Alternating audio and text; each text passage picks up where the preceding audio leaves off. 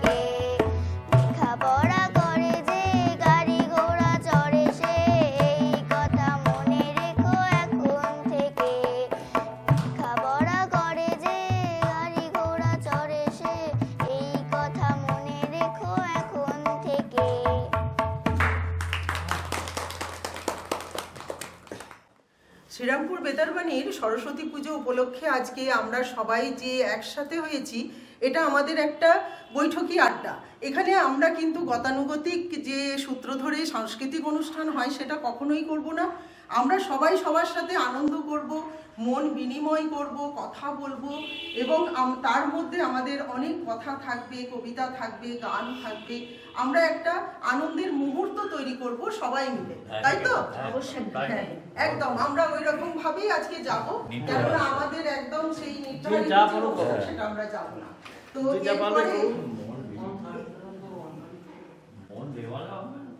মন বিনিময় এই জন্যই বললাম, সদ্য আমরা ভ্যালেন্টাইন্স ডে পেরিয়ে এসেছি। আমি ভ্যালেন্টাইন্স ডেটা আমরা সদ্য পেরিয়ে এসেছি। 14 তারিখে আমাদের বাঙালিদের ভ্যালেন্টাইন্স ডে। তাছাড়া এমনি আমরা অনেক উৎসব দেখতে পাচ্ছি, আমাদের মিডিয়াতেও আমরা অনেক কিছু দেখতে পাচ্ছি। সেটার জন্যই আমরা বললাম যে আজকে মন বিনিময়ও আমাদের হবে। ভালো খবর। ভ্যালেন্টাইন ডেটা খুব দুঃখের সঙ্গে পালন হয়েছে, একটা কেউ গোলাপ দেয়নি। যাই হোক, আমাদের আজকে আসার কথা বলেছে তো আমরা আজকে যে আনন্দ উপভোগ করব সেটা বেতারবাণীর বৈঠকি আড্ডার মধ্যে দিয়ে, এবং আমরা সকলে এখানে সামিল হয়েছি এই জন্যই। তো সবাই সবার কথা নিশ্চয়ই বলবেন, আমরাও নিশ্চয়ই সবার কথা শুনবো। তো এখন আমি ওই কবিতা, স্বরচিত কবিতা পাঠের জন্য আমি না আমাদের আছে সঞ্জীবন রায়, ওনাকে আমি অনুরোধ করছি একটা কবিতা পাঠ করার জন্য। নমস্কার, আমি সঞ্জীবন রায়। আমার কবিতা হচ্ছে বন্ধু। জীবন স্রোতে চলার পথে মিলিত হলাম অনেকের সাথে। কেউ শিক্ষক, কেউ চাকরিজীবী, কেউ ডাক্তার, কেউ ইঞ্জিনিয়ার, কেউ ব্যবসায়ী, আবার কেউ বা শ্রমিক, কেউ বা লেখক। সকলেই চায় দিনের শেষে একসাথে বন্ধু মিলে কিছু সময় আড্ডাতে।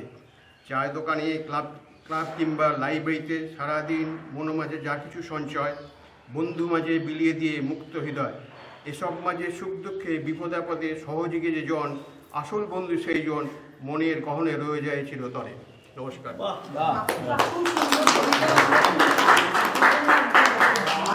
আমাদের বেতারবাড়িতে যে সরস্বতী পুজো হয়েছে তাতে কিন্তু বর্ণার কোনো উপস্থিতি আমরা পাই। তো ওই জন্য আমি বর্ণাকে আজকে অনুরোধ করব একটি মা সরস্বতীর গান দিয়ে ও অনুষ্ঠানটা করব।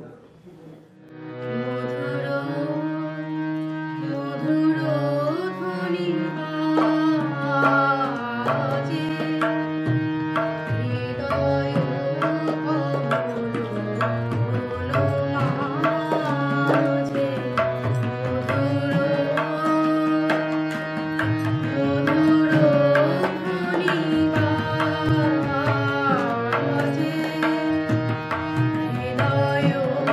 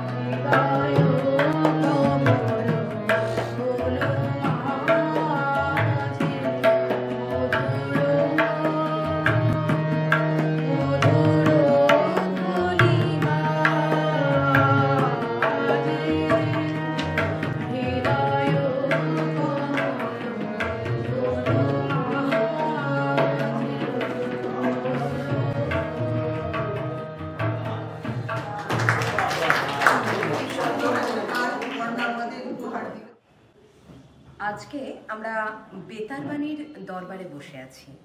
সেখানে আমরা শুনতে পাচ্ছি বিভিন্ন রকম গান, গল্প, আড্ডা, কবিতা, কিছু সময় পাঠও শুনছি। কিন্তু সব কিছু শোনার পরেও আজকে যে আমরা এই বৈঠকি আড্ডার দরবারে বসেছি, সেখানে কিন্তু মনে রাখতে হবে এই যে সরস্বতী পুজো, এটা বাঙালির শুধুমাত্রই কি পুজো, পড়াশোনার দেবীকে, বাগদেবীকে অঞ্জলি প্রদান, এইসব কি? তাছাড়াও কিন্তু কম বয়সী ছেলেমেয়েদের মধ্যে থাকে একটা ভালোবাসা বিনিময়ের দিন। আপনারা হয়তো জানেন যে রাস্তাঘাটে বেরোলে এই দিনে হয়তো দুর্গাপুজোর থেকে কিছু কম পাবেন না ভিড়। সুতরাং আজকের এই যে আড্ডা, সেখানে শুধুমাত্রই যে গুরুগম্ভীর আলোচনা তা কিন্তু নয়। সেটাকে বাদ দিয়েও আমরা যদি মনকে বসন্তের রঙে রাঙাতে পারি, আমাদের মনকে যদি হলুদ করতে পারি, আসুন না আজকে এই সমস্ত কিছু কিছু ছোট ছোট অংশ নিয়ে সবার মনে আনন্দকে আপনাদের সঙ্গে ভাগ করে নিতে এসছে শ্রীরামপুর বেতারবাণী মিডিয়া নেটওয়ার্ক। আর আমি কথায় কথায় আপনাদের সাথে সৃজিতা বটব্যালশীল। নমস্কার। আজকে আবারও শুনে নেব কিছু মানুষের মনের প্রেমের বসন্ত। হ্যাঁ, আমরা তো বসন্তের কথা শুনবই, এবং এখনকার যে নিউ জেনারেশন, তাদের ভাব বিনিময়, তাদের গোলাপ ছড়াছড়ি, এগুলো তো আমাদের মধ্যে আছে। কিন্তু আমরা একটুখানি আমাদের সেই ছেলেবেলায় ফিরে যাই না? আমরা সবাই সবার ছেলেবেলার সরস্বতী পুজোকে একটুখানি এখানে আলোচনা করি। আমরা সেই ছেলেবেলায় আবার একটু ফিরে যাই। এখানে তো বিভিন্ন বয়সের মানুষজন আমাদের মধ্যে আজকে উপস্থিত হয়েছেন। আমরা চলুন না সবাই মিলে একসাথে সেই ছেলেবেলায় আমরা ফিরে যাই। কিন্তু সেই ছেলেবেলায় ফিরতে যারা সাহায্য করেন তারা হলেন কবি। কবিদের লেখনী দিয়েই আমরা আমাদের ফিরে পেতে পারি যৌবন, আমাদের ফিরে পেতে পারি সেই পুরনো দিনের অনেক অনেক না বলা চুপ কথা। সেরকম কবিদের মধ্যেই আমরা ফিরে যাই তাদের লেখনীতে। হ্যাঁ, সেই রকমই একজন কবির কাছে আমরা কবিতা এখন শুনে নেব। তখন তো আমাদের বিদ্যের পুজো ছিল, অঞ্জলি দেয়া ছিল, বাসন্তী শাড়ি ছিল, চুলেতে শ্যাম্পু ছিল, আর চোখে দেখা ছিল, মেস খুলে মন ছিল, সিগারেট শুরু ছিল, আলগোছে ছোঁয়া ছিল, চিরকুটে লেখা ছিল, চুম্বন ভাবা ছিল, শিহরিত মন ছিল, অনেক কবিতা ছিল, বোকা বোকা কথা ছিল, আনচান বুক ছিল, অজস্র ভুল ছিল, চলায় জড়তা ছিল, ঝালমুড়ি ঠোঙা ছিল, শরীরেতে ধস ছিল, স্বপ্নেতে ঘোর ছিল, বাতাসেতে প্রেম ছিল, দিনটা আপন ছিল, বড্ড নিজের ছিল। এইটা হচ্ছে আমাদের আমি কবিতার শেষে একটা রেস ছিল না, ওইটা তো চাইছিল, কি ছিল না, সব ছিল। সবটাই তাড়িয়ে তাড়িয়ে প্রবন্ধ উপভোগ করেছেন। আমি উপভোগ করেছি, লজ্জা করি না তো, আমি উপভোগ করেছি। প্রেম প্রকাশে তখন অনেক বাধা ছিল, এবং বাধা ছিল প্রেমের মধ্যে একটা শিহরণ ছিল। একটু টাচ হলেই মনে হতো যেন একটা সারা শরীর একদম শিরশির করে উঠছে। জানি না, আমি এগুলো হয়তো বেশিরভাগ পড়ে পড়েই হয়তো বলছি আমার অনুভূতিটা। আমার জীবনে যদিও প্রেম হয়নি, আমার বিয়ের পরে প্রেম হয়েছে, বিয়ের আগে সবাই করতে পারিনি। যাই হোক, হ্যাঁ, এই যে আমাদের দেবে না কেউ দেবো দারুণ বলেছেন, আর দারুণ কবিতা বললেন। এরপরে আমরা আবার না হয় একটা গানেই যাই, সৃজিতা। গান, কবিতা সবকিছু মিশিয়েই তো আমরা কবি প্রবণ পালন চট্টোপাধ্যায় থেকে শুনে নিলাম সেই যুগে প্রেমের অনুভূতি কি ছিল, তার মনের যে সমস্ত ওঠাপড়া, তার মনের বসন্ত তিনি সবার মধ্যে ছড়িয়ে দিলেন। চলে যাব আবারও হয়তো পরে কোনো কবির কাছে, কিন্তু তার আগে আমরা চলে যাব একটু গানে, সঙ্গীতে সঙ্গীতে আজকের আড্ডা ভরে। আমরা পূর্ণিমাদির কাছে একটু গান শুনে নিই। রেখেছি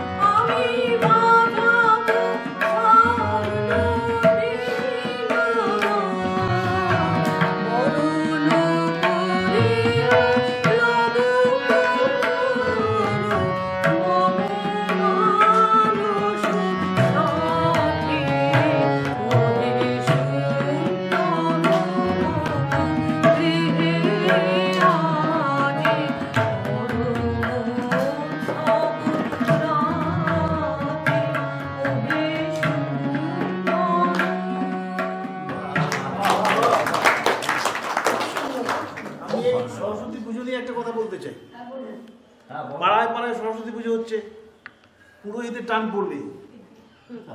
সেখানে এক ভদ্র যাচ্ছে, মানে তিনি পুজো করেন না, তার ভাই পুজো করেন। জোর জবরদস্তি পাড়া ছেড়ে ধরে বসিয়ে দিয়ে, কারণ সে মন্ত্র করছে, ও আমি জানি না, ভাই জানে, তবু এরা ধরে আনে।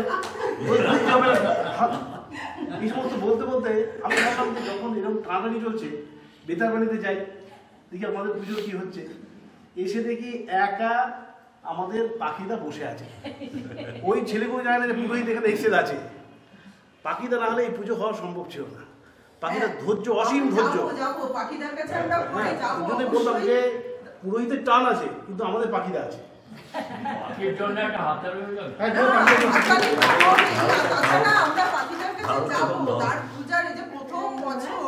বেতারবাড়িতে যে সরস্বতী পুজো হলো, সেই পুজোতে পাখিদার মুখ্য ভূমিকা। উড়ে যাবে। হ্যাঁ, উড়ে তো জাননি মোটেই। যে মানুষটা এত কথা বলেন, এত মন দিয়ে পুজো করেছেন, সত্যি অবাক লেগেছে। আমি পাখিদার কাছ থেকে তো শুনবোই কিছু কথা। তবে যাই হোক, তাই পাখিদা মন্ত্র পাঠ করছিল, আমি শুনতে পাই। পাখিদা সবসময় জোরে জোরে কথা বলে, কিন্তু মন্ত্রের সময় আস্তে আস্তে বলছিল, যা বলেছে মনে মনে।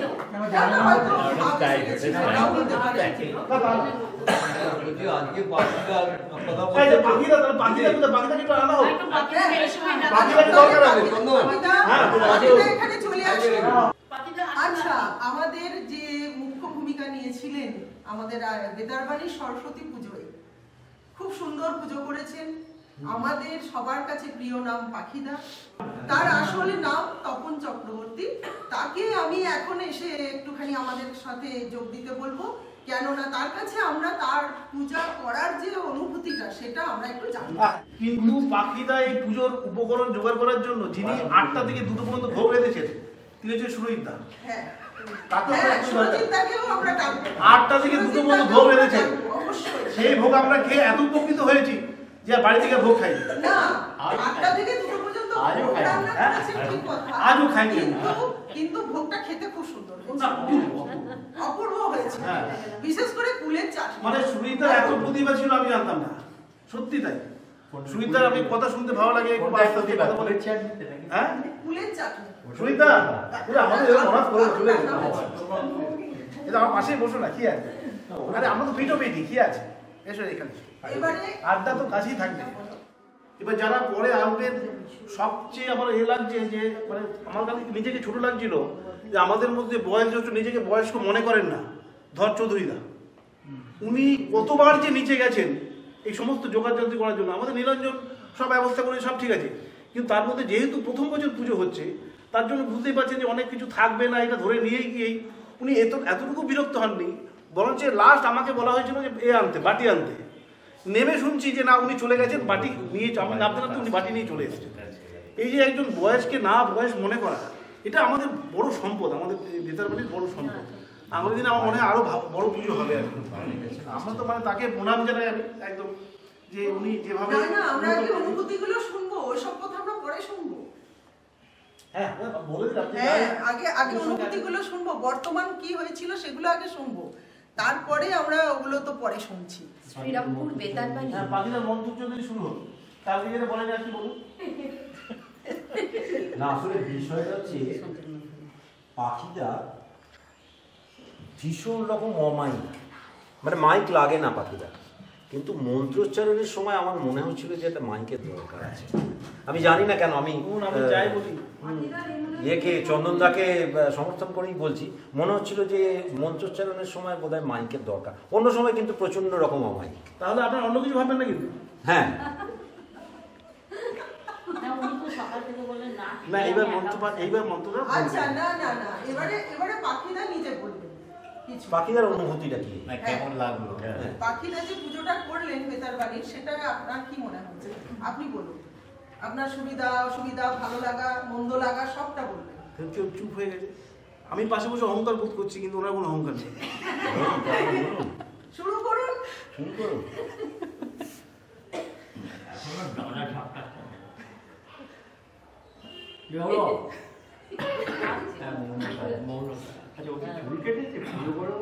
খেলোয়াড় মানসিকতা, চুপ করে কেন আছেন? না ভাবতে পারছি না। মন তো আওড়াচ্ছে, ভেতর থেকে আসছে। খেলোয়াড়ের মানসিকতা। ভেতর থেকে আসছে।